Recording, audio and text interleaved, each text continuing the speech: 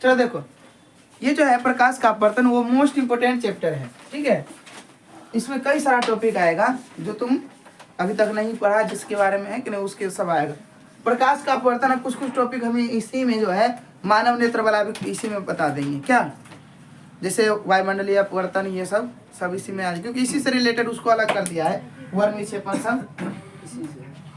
देखो सुना ध्यान से, जो जो इम्पोर्टेंट है उसको खास करके हम वही सब ज्यादा चर्चा करेंगे। देखो प्रकाश का अपवर्तन, चैप्टर का नाम क्या है, अपवर्तन। हम परावर्तन पढ़े थे, यहाँ अपवर्तन।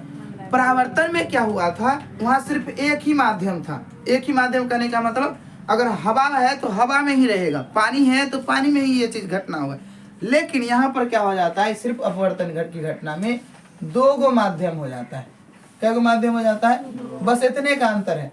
उसमें एक माध्यम रहता था और इसमें दो माध्यम हो जाता है।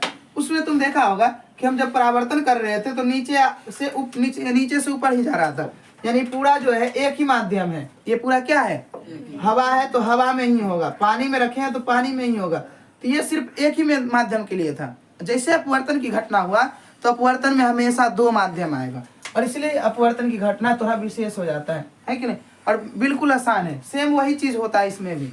होता क्या है कि जब हम किसी प्रकाश को एक माध्यम से दूसरे माध्यम में गुजारते हैं, कहाँ से, मान लिया जाए हम ऊपर में ले लेते हैं हवा, ऊपर में क्या ले लिए, हवा, और नीचे में ले लेते हैं पानी, तो ये अलग अलग दो माध्यम हो गया।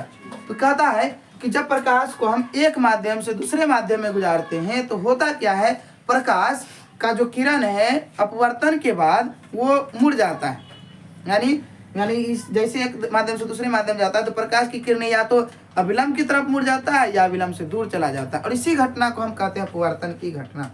इसी घटना को क्या कहते हैं, अपवर्तन का सिंपल है। तो वो चीज हुआ था एक माध्यम में, यहाँ क्या होगा, दो माध्यम में, यहाँ क्या होगा, दो माध्यम में। अब बताओ, और इसमें जो दोनों माध्यम है, दोनों माध्यम अलग अलग हो, एगो सघन होता है, एगो विरल होता है। विरल माध्यम उसको कहते हैं जिसका घनत्व कम हो, जिसका भी घनत्व कम हो। अब बताओ हवा और पानी में किसका घनत्व कम है, घनत्व मतलब हुआ घनापन, तो किसका, हवा में तो हम हाथ पर अच्छा से हिला सकते हैं, यानी यहाँ पर ज्यादा हवा जो है घना नहीं है, घनत्व नहीं है। लेकिन पानी में हमको क्या थोड़ा सा दिक्कत होता है कि नहीं, थोड़ा भारी सा लगता है। तो पानी हो गया तुम्हारा, पानी हो गया सघन माध्यम, हवा क्या हो गया, विरल माध्यम। तो हवा क्यों हो गया विरल माध्यम, क्योंकि ये हल्का माध्यम, घनत्व कम होता है, इसलिए इसको विरल कहते हैं और इसको तो क्या सघन और विरल में पता चला क्या अंतर है। सघन का मतलब जिसका घनत्व अधिक हो, अविरल का मतलब जिसका घनत्व कम हो। तो जब भी प्रकाश एक माध्यम से दूसरे माध्यम में आए, यानी हवा से पानी में आए या इसी का उल्टा, पानी से हवा में आए, दोनों तरह का घटना हो सकता है, यानी विरल से सघन में आए या सघन से विरल में आए, तो दोनों में एक ही घटना होगा। घटना क्या होगा कि ये जो है ये अभिलंब कहते हैं, इसको क्या कहते हैं, अभिलंब। इसको क्या कहेंगे, अभिलंब। इसमें भी एक अभिलंब डाल देते हैं, ठीक है, इसमें भी एक अभिलंब डाल देते हैं। तो जब प्रकाश की किरणें एक माध्यम से दूसरे माध्यम में जाती है, खास करके अगर विरल से सघन के माध्यम की ओर जाती है, तो प्रकाश की किरणें जो है वो अभिलंब की तरफ मुड़ जाती है। किसकी तरफ मुड़ जाती है, अभिलंब की तरफ मुड़ जाती है, और इसी घटना को हम कहते हैं प्रकाश का अपवर्तन। अब देखो यहाँ पर इसको निकलना चाहिए था, इस होकर के निकलना चाहिए ना, लेकिन ये क्या हो गया, झुक गया कि नहीं, किसके तरफ झुक गया, अभिलंब की तरफ। और इसमें अगर देखें तो ये ऊपर में सघन है, नीचे में विरल है। तो जब भी प्रकाश की किरणें जो है अगर सघन से विरल में जाती है तो ये जो है अभिलंब से दूर हो जाती है, इसको निकलना चाहिए इस तरह से, लेकिन क्या हो गया, अभिलंब से दूर हो गया। तो याद रखना कि जब प्रकाश की किरणें एक माध्यम से दूसरे माध्यम में जाती है तो प्रकाश की किरणें या तो अभिलंब की ओर मुड़ जाती है या अभिलंब से दूर चली जाती है, और ये दोनों घटना को मिलाकर के ही हम प्रकाश का अपवर्तन करते हैं। क्या अपवर्तन में कोई तरह का दिक्कत, तो हमेशा इसमें दो माध्यम आएगा, उसमें एक ही माध्यम था, इसमें कोई दिक्कत इसमें कि जब प्रकाश की किरणें एक माध्यम से दूसरे माध्यम में आती है तो वह जो है प्रकाश की किरणें या तो अभिलंब के पास चली जाती है या अभिलंब से दूर चली जाती है, और इसी घटना को प्रकाश का अपवर्तन कहते हैं। और ये कब कब होता है ये समझो, यदि विरल से सघन जाएगा तो घनापन ज्यादा मिलेगा, इसलिए अभिलंब की तरफ मुड़ जाएगा। विरल से अगर सघन में जाएगा तो कहाँ मुड़ जाएगा, अभिलंब की तरफ। लेकिन यदि सघन से विरल की तरफ जा रहा है तो वो अभिलंब से दूर हो जाएगा। आना चाहिए तो इसको इस होकर के, लेकिन इस होकर के आया हल्का सा पीछे चला गया, ये अभिलंब से दूर चला गया कि नहीं। तो ये दोनों घटना हो गया अपवर्तन का। अब जो मैं पूछा जाता है कि यहाँ देखो, ये हो गया तुम्हारा अभिलंब और ये हो गया तुम्हारा आपतित किरण। इस किरण को क्या कहेंगे हम? आपतित किरण कहेंगे। और नीचे वाला किरण को क्या कहेंगे हम? बताओ। नीचे वाला किरण को जो अपवर्तित किरण कहते हैं इसको, अपवर्तित किरण, है कि नहीं। अब जो आपतित किरण है और अभिलंब के बीच का जो कोण है इसको हम कहते हैं कोण आई, यानी आपतन कोण। इसको क्या कहते हैं? आपतन कोण, इंसिडेंट रे। और जो घटना यानी अभिलंब और अपवर्तित किरण के बीच जो कोण बन रहा है उसको कहते हैं रिफ्लेक्टेड एंगल, यानी अपवर्तन कोण।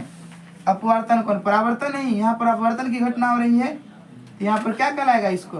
अपवर्तन कोण। अपवर्तन कोण को भी आर से सूचित करते हैं, उसको भी आर से किए थे ना, और इसको भी आर से। आई का मतलब इंसिडेंट रे, इंसिडेंट एंगल यानी आपतन कोण, और आर का मतलब रिफ्लेक्टेड, वहाँ रिफ्लेक्शन है कि नहीं, यहाँ रिफ्लेक्टेड, वहाँ रिफ्लेक्टेड, यहाँ रिफ्रैक्टेड, एफ आर हो जाता है क्योंकि रिफ्री जो है यहाँ पर इसका इंग्लिश REFRACTI रिफ्रैक्शन, वहाँ जो होता है रिफ्लेक्शन FLECTION हो जाता है कि नहीं। दोनों में हल्का समानता लगता है लेकिन अंतर है। इसको भी क्या करेंगे, किससे सूचित करेंगे?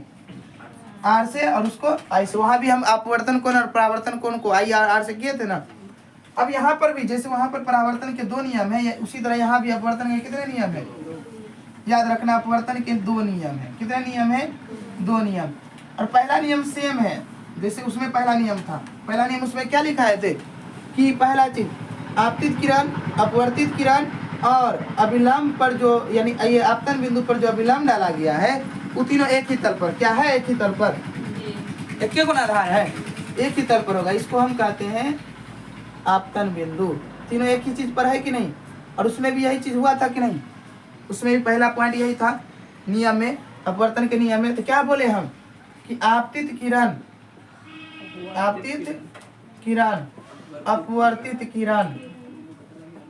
अपवर्तित किरण तथा अभिलंब तीनों कहाँ होगा? अभिलंब, ये तीनों अभिलंब तीनों एक ही तल पर होगा, एक ही तल पर होगा। क्या कोई दिक्कत इसमें? और दूसरा जो है, दूसरा है कि अगर हम आपतन कोण की जया ले, जया का मतलब साइन, बताए थे साइन का हिंदी क्या होता है? जया। तो आपतन कोण की जया यानी आपतन कोण की जया मतलब साइन आई, आपतन कोण की जया मतलब साइन आई। और अपवर्तन कोण की जया यानी जया का मतलब साइन, और किसका? अपवर्तन कोण का, तो कोण आर। आपतन कोण की जया और अपवर्तन कोण का जया एक नियतांक होता है। क्या होता है? नियतांक। और इस नियतांक को हम करते हैं म्यू, इस नियतांक को सूचित करते हैं म्यू से। तो यही जो हो गया साइन आई बटे साइन आर एक नियतांक होता है, और इसे ही स्नेल का नियम भी कहते हैं। इसे ही क्या कहते हैं? स्नेल का नियम। क्वेश्चन पूछा जाता है स्नेल का नियम क्या है? स्नेल का नियम क्या? तो क्या कहेंगे कि जब हम आपतन कोण की जया और अपवर्तन कोण की जया का अनुपात लेते हैं तो हमें एक नियतांक प्राप्त होता है। इसी को हम क्या कहते हैं? स्नेल का नियम कहते हैं। कोई दिक्कत इसमें? कौन चीज? आपतन कोण की जया और अपवर्तन कोण की जया का मतलब साइन। तो आपतन कोण का साइन और अपवर्तन कोण का अगर साइन से लेते हैं अनुपात तो एक तरह से हमको नियतांक कोष्टेंट प्राप्त होता है कि नहीं। और इसी को हम कहते हैं स्नेल का नियम। कोई दिक्कत इसमें? तो अपवर्तन का कितना हो गया ना। अब इसमें जो आता है अगला लेंस। लेंस किसको कहते हैं? तो देखो लेंस होता है कि जब 2 गो अपवर्तक सतह यानी अपवर्तक सतह जब मिलता है तो वो क्या कहलाता है? लेंस कहलाता है। यानी 2 अपवर्तक सतह मिलकर के क्या बनाता है? लेंस बनाता है। जैसे 2 अपवर्तक सतह कैसे?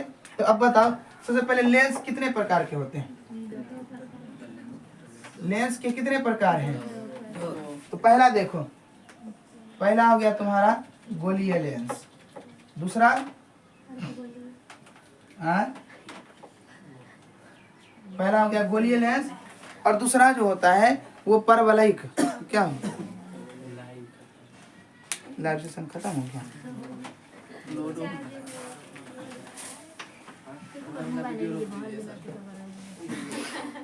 लेंस के बारे में हम चलते हैं। लेंस जो है, सबसे पहले लेंस कहते हैं किसको, ये बताओ। लेंस किसको कहेंगे? तो बताएं अभी तुरंत। जो दो पारदर्शक सतह से मिलकर बना हो उसको हम लेंस कहते हैं। किससे? दो पारदर्शक सतह, यानी जो भी दो पारदर्शक सतह के मिलने से बनेगा उसको हम क्या कहेंगे? लेंस कहेंगे। और लेंस जो हमारी किताब में दिया है वो दो प्रकार का दिया है। पहला क्या दिया है? डायरेक्ट दे दिया उत्तल लेंस, और दूसरा क्या है? अवतल लेंस। ठीक है, अभी दोनों का परिभाषा बिल्कुल आसान है। कौन कौन है? पहला उत्तल लेंस और दूसरा अवतल लेंस। उत्तल लेंस देखो किसको कहते हैं? उत्तल लेंस आसान है। हम क्या पढ़े थे लेंस में कि दो पारदर्शक सतह मिलकर बनना चाहिए, और इसमें दोनों जो सतह होगा दोनों उत्तल सतह होगा। दोनों पारदर्शक सतह क्या होगा? उत्तल। तो बता उत्तल किसको कहते? उत्तल दर्पण जिसका परावर्तक सतह उभरा हो। तो पहला परावर्तक सतह इस तरह से उभरा हुआ हो गया, और दूसरा भी परावर्तक सतह इस तरह से ले लिए हम। ये दोनों में देखो अंदर वाला भाग रंगा होता है कि नहीं? अंदर वाला भाग रंगा। ये दोनों सतह को जब जोड़ेंगे ये दोनों सतह इस तरह से बन जाएगा। क्या बनेगा कि नहीं? और ये देखो दोनों, इसको अगर काटेगा तो दोनों अलग अलग उत्तल दर्पण बनेगा कि नहीं? और जिसका अंदर वाला भाग रंगा हो, तो ये जो बन गया, ये क्या बन गया तुम्हारा? ये कौन सा लेंस? ये याद रखना, ये उत्तल लेंस हो गया। कौन सा लेंस हो गया? उत्तल लेंस।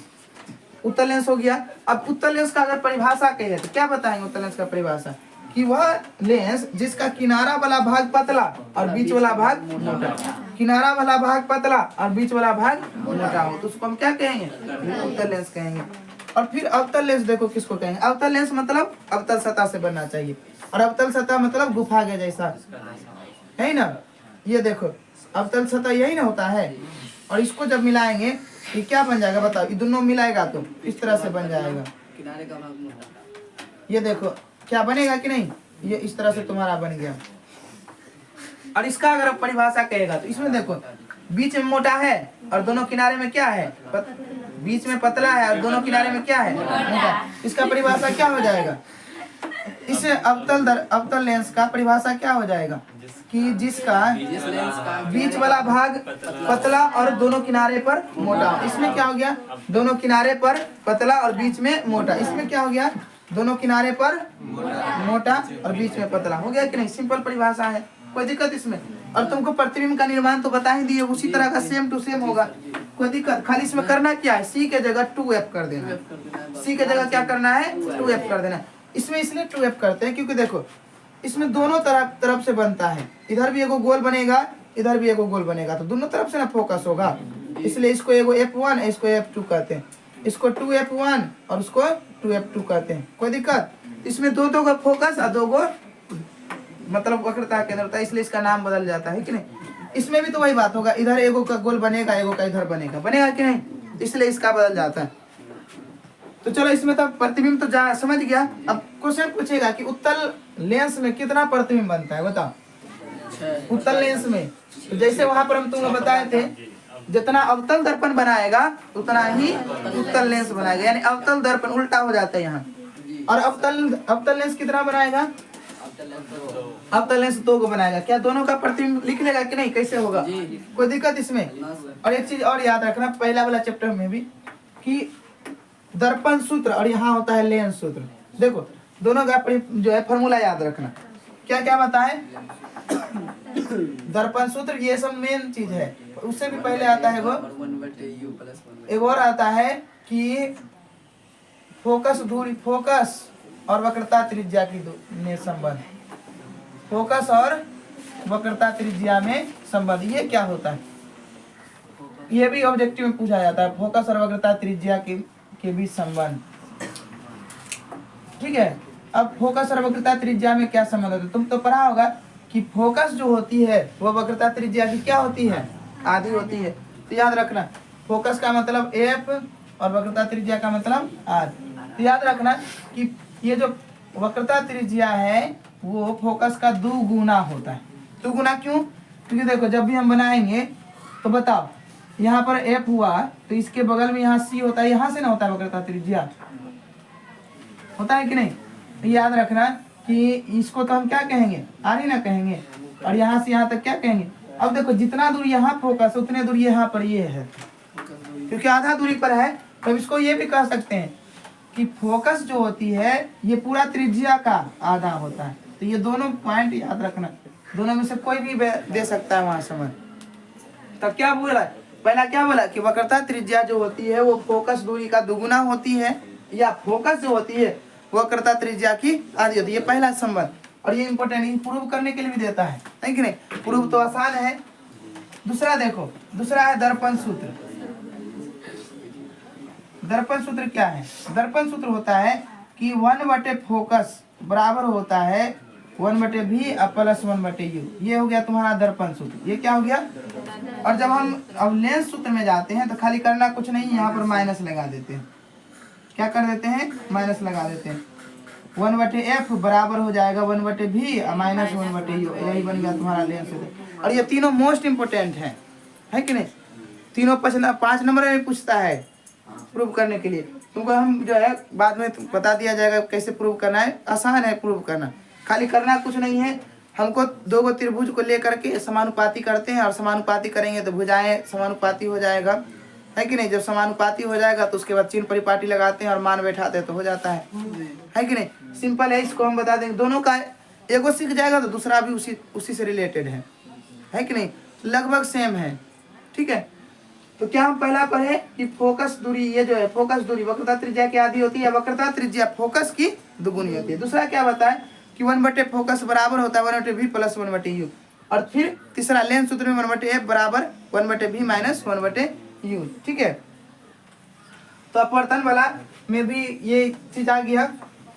अब देखो अगला टॉपिक जो है वो वर्ण विक्षेपन। सब वर्ण विक्षेपन तो पता ही होगा। वर्ण विक्षेपन क्या है वो समझ लेते हैं। वर्ण विक्षेपन आसान टॉपिक है। वर्ण विक्षेपन तो देखो इसका मतलब क्या होता है ये समझ लो पहले।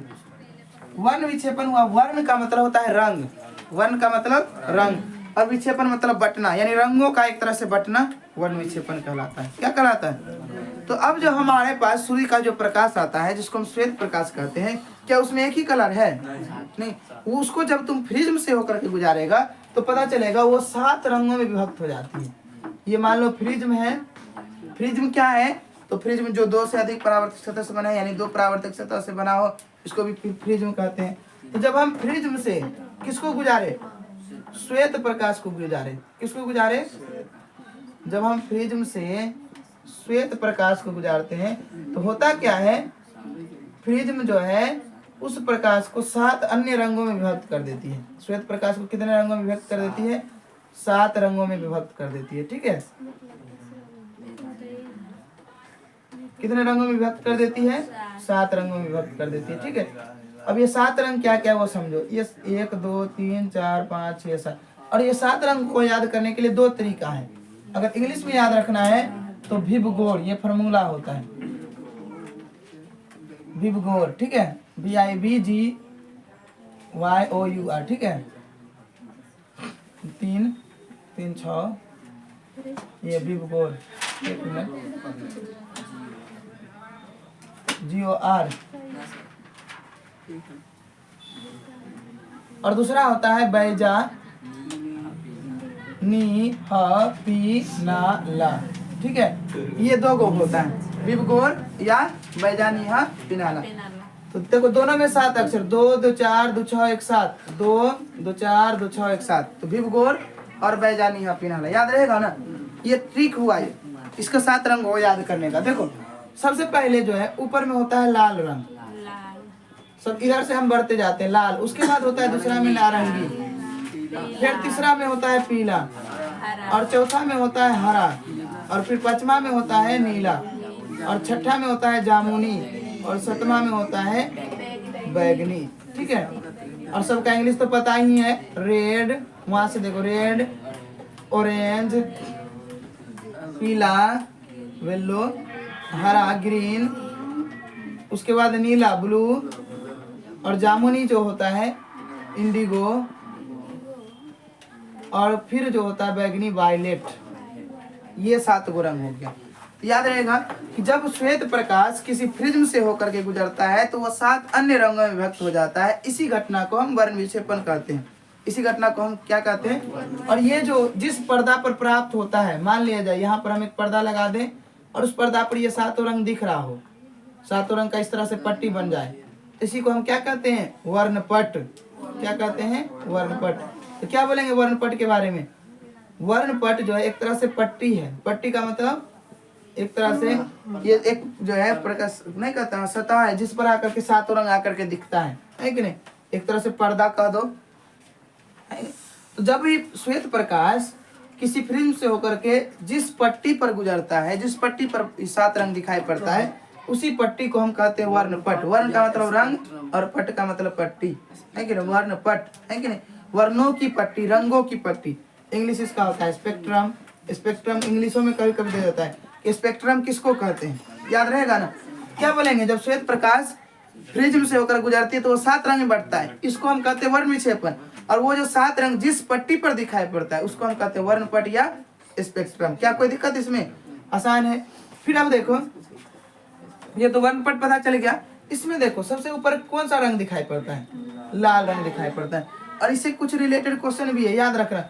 इसमें जो है सबसे ज्यादा तरंग धैर्य का बात करें। तरंग धैर्य मतलब हुआ कि कौन ज्यादा दूर जा सकता है। तो अधिक अगर तरंग धैर्य का बात करें, ये सब ऑब्जेक्टिव में रहता है। सबसे अधिक तरंग धैर्य किसका होगा? सबसे अधिक तरंग धैर्य। तरंग धैर्य का मतलब कि कौन अधिक दूर तक जा सकता है। तो कितना दूर तक जा सकता है? तो कौन ज्यादा दूर तक जाता है? लाल। तो लाल जो होता है उसका तरंग धैर्य अधिक होता है। अब पूछेगा सबसे कम तरंग धैर्य बताइए किसका होगा? तो सबसे नीचे कौन है? बैगनी। बैगनी ज्यादा लेंथ तक नहीं पहुंच पाता है, तो बैगनी हो गया। फिर अगला क्वेश्चन पूछेगा कि सबसे अधिक विचलन, सबसे अधिक विचलन बताइए किसका होगा? सबसे अधिक विचलन। तो देखो विचलन, विचलन का मतलब हुआ कि भटकना, रास्ते में भटक जाना, विचलित हो जाना। तो अब देखो लाल तो एकदम सटीक है कि वो ज्यादा दूर तक जाता है, तो विचलित नहीं हुआ था ना, तो ज्यादा दूर तक गया। बैगनी ज्यादा दूर तक नहीं पहुंच पाता है। कारण क्या है? वो जो है उसका रंग बढ़ते जाता है, बढ़ते जाता है कि नहीं? विचलित होते जाता है, फैलते जाता है। इसीलिए जो है इसका सबसे अधिक विचलन किसका हो जाता है? बैगनी का। याद रखना, सबसे अधिक विचलन बैगनी का होता है। और सबसे कम विचलन, सबसे कम विचलन लाल का। और क्वेश्चन ये पूछता है कि लाल रंग दूर से ही दिखाई पड़ जाता है, क्यों?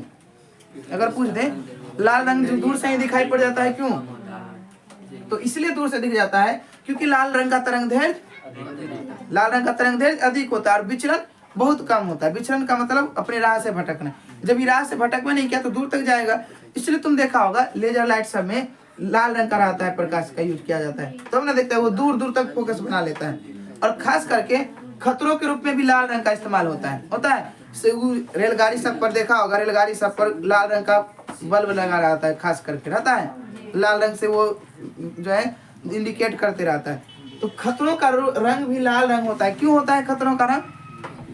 क्योंकि इसलिए होता है क्योंकि वो दूर से भी दिखाई पड़ जाता है। और ट्रेन सब तो बहुत दूर दूर से देखना पड़ता है, क्योंकि ट्रेन जल्दी तो रुकता नहीं है। उसको खतरा पहले पता चल जाएगा तब ना रुकेगा।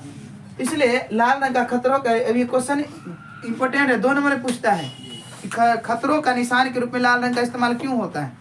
तो क्या बोलेंगे?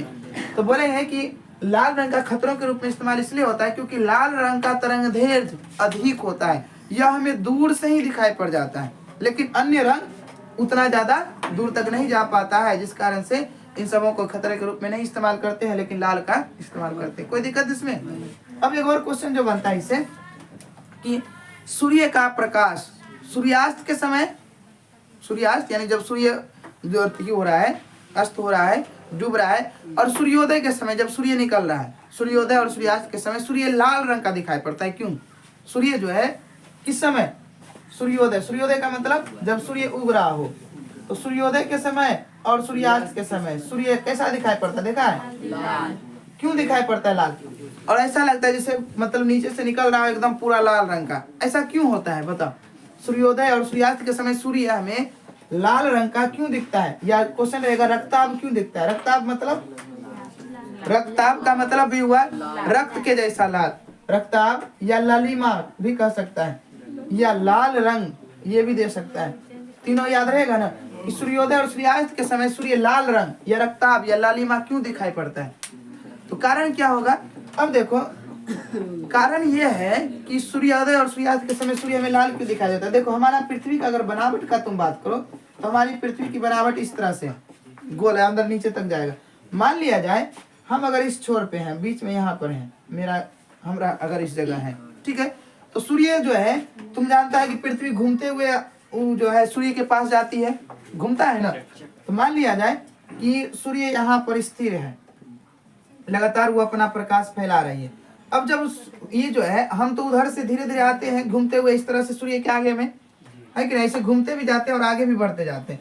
तो होता क्या है कि जब सूर्योदय हमको लगातार पड़ता है सुबह के टाइम में, तो होता क्या है, एक तरह से तिरछा पड़ता है, यानी पूरा नहीं पड़ता है। तिरछा पड़ने का कारण क्या है कि देखो हम सूर्य से काफी दूर है, इधर अगर आ गए तो सूर्य दिखबे नहीं करेगा, थोड़ा सा आगे आए तो सूर्य दिख रहा है, और सूर्य जो दिख रहा है तो हमारे और सूर्य के बीच में बहुत ज्यादा डिफरेंस हो गया, बहुत ज्यादा दूर हो गया, नहीं हुआ। सूर्य हमसे काफी दूर है। जब दूर होता है तो तुम पढ़ा है, जो दूर से कौन दिखता है, सिर्फ लाल रंग दिखता है। इसी कारण सूर्य में तो सब रंग है, सूर्य में 7 रंग है, लेकिन दूर होने के कारण सिर्फ लाल रंग ही हम तक पहुंच पाता है, अन्य रंग नहीं पहुंच पाता। और जैसे जैसे सूर्य ऊपर उठते जाता है वैसे वैसे हम जो है सूर्य के आगे आते जाते हैं और बीच में आते जाते हैं। और दोपहर के समय देखता है एकदम सूर्य लगता है हमारे माथे के ऊपर है, लगता है। और उस समय जो है हमको सूर्य का श्वेत प्रकाश दिखता है, तो क्या कोई दिक्कत। और जब हम इसी तरह जब घूम करके फिर सूर्य जो है ऐसे घूमते घूमते घूमते घूमते जब इस छोर में आ जाते हैं, इस छोर में, तो इस छोर में भी हम दूर चलते जाएंगे, क्योंकि ऐसे आएगा तो दूर होंगे कि नहीं। तो जब हम दूर, मान लो कि यहीं पर कि अब इसी यही चीज पृथ्वी घूम करके इस तरह से आ गया, तो अब मान लो सूर्य इस तरफ से पड़ने लगेगा, इस तरह से भी पड़ेगा तो सूर्य हमसे दूर हो गया कि नहीं, सूर्य क्या दूर हुआ कि नहीं। जब सूर्य दूर हो गया तो बताओ कि सूर्य का सीधा किरण पड़ेगा, तिरछा किरण पड़ेगा, और दूर होने के कारण इसका पूरा रंग, सब रंग दिखाई पड़ेगा, सिर्फ एक ही रंग दिखाई पड़ेगा, लाल। इसलिए क्या रीजन हो जाएगा इसका कि सूर्योदय और सूर्यास्त के समय सूर्य हमें लाल रंग का इसलिए दिखता है क्योंकि सूर्योदय या सूर्यास्त के समय सूर्य हमसे काफी दूर होता है। क्या होता है, काफी दूर। और काफी दूर होने के कारण सूर्य में चूंकि 7 रंग है, तो 7 रंग में से 6 रंग नहीं पहुंच करके सिर्फ लाल रंग हम तक पहुंच पाता है, जिस कारण सूर्य हमको लाल रंग का दिखाई पड़ता है। कितना सिंपल है क्या। एक चीज और इससे क्वेश्चन बनता है कि आकाश का रंग नीला क्यों दिखाई पड़ता है। आकाश का रंग, ये भी क्वेश्चन है। अब आकाश का रंग तुम सोचो नीला क्यों दिखाई पड़ता है। देखो तो नीला इसलिए दिखाई पड़ता है, देखो कारण क्या है। हम अगर इस चार्ट को देखें, रंगों का चार्ट को देखें, तो हम सूर्य से जो किरण निकलता है तो पूरा आसमान में फैलता है कि नहीं, पूरा आसमान में फैलता है। अगर लाल रंग का बात करें तो लाल रंग तो हम तक तो पहुंच जाता है, लेकिन वो फैल नहीं पाता है। तुम अभी तुरंत पढ़ा है कि विचलन नहीं हो पाता है, तो लाल रंग जब फैलेगा नहीं तो आसमान तो बहुत बड़ा है, तो बहुत दूर तक फैल पाएगा। तो जब नहीं फैल पाएगा तो हमको तो पूरा आसमान में लाल रंग नहीं दिखेगा। और बैगनी का बात करें तो बैगनी पूरा फैल जाता है, जब फैल जाएगा तो हम तक नहीं पहुंच पाता है, उसका रोशनी नहीं पहुंच पाता है कि नहीं। यहाँ पर दोनों घटना, और क्योंकि आसमान बहुत बड़ा है, तो बहुत बड़ा है तो यहाँ पर फैलने का भी काम होना चाहिए और दूर तक आने का भी काम होना चाहिए। और ये दोनों काम कर पाता है सिर्फ नीला रंग, ब्लू रंग, जो अच्छा से फैल भी जाता है और हम तक पहुंच भी जाता है। इस कारण से पूरा आसमान का रंग हमको नीला दिखाई पड़ता है। क्या कोई दिक्कत, क्या होगा रीजन कि बैगनी रंग चूंकि फैलता है लेकिन हम तक नहीं पहुंच पाता है, जामुनी रंग भी फैलता है लेकिन हम तक नहीं पहुंच पाता, लेकिन नीला जो है दोनों काम कर लेता है, फैल भी जाता है पूरा आसमान में और हम तक पहुंच भी जाता है, इसलिए हमको पूरा आसमान नीला दिखाई पड़ता है। इसके ऊपर जैसे जाएंगे तो ये तो कम फैलता है और ज्यादा दूर तक मतलब पहुंच पाता है, लेकिन उतना दूर भी नहीं पहुंच पाता है। और इस सब का बात करें तो सिर्फ दूर तक जाता है लेकिन फैलता नहीं है। तो यही कारण तो हमको दोनों चीज चाहिए। तो इस कारण से इसका रीजन क्या बन गया कि हमको आकाश इसलिए नीला दिखाई पड़ता है क्योंकि यहाँ पर दोनों घटना एक साथ हो, यानी दोनों घटना अच्छी तरह हो पाता है। एक वो क्या, विचलित होने का, और दूसरा तरंग दैर्घ्य का। क्या कोई दिक्कत है। अब एक और क्वेश्चन बनता है कि अंतरिक्ष यात्री को अंतरिक्ष काला क्यों दिखाई पड़ता है। इसका सिंपल नियम है कि अंतरिक्ष यात्री को अंतरिक्ष नीला इसलिए दिखाई पड़ता है, अंतरिक्ष यात्री को काला इसलिए दिखाई पड़ता है क्योंकि जब तुम जैसे जैसे ऊपर जाएगा तो वहां पर वायुमंडल नहीं है, हवा नहीं है। हवा नहीं होने के कारण, वायु नहीं होने के कारण वहां जो है अंतरिक्ष यात्री को अंतरिक्ष कैसा दिखाई पड़ता है, काला। क्या कोई दिक्कत। और ये सब, यही सब क्वेश्चन इंपोर्टेंट हो गया।